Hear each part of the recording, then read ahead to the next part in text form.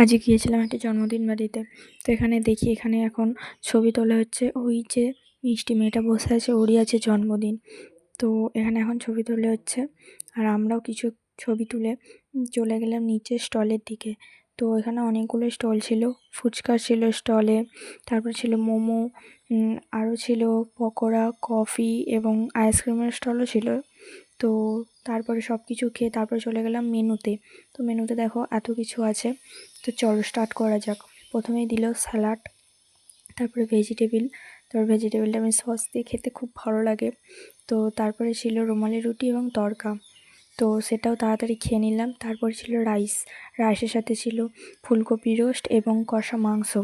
তো এটাও ছিল খুব সুন্দর খেতে। তারপরে ছিল চাটনি, পাঁপড়, পায়েস। তো এগুলো তাড়াতাড়ি খেয়ে নিলাম। তারপরে ছিল মিষ্টি, আইসক্রিম এবং হজমোলা। তো কেমন লাগছে বল।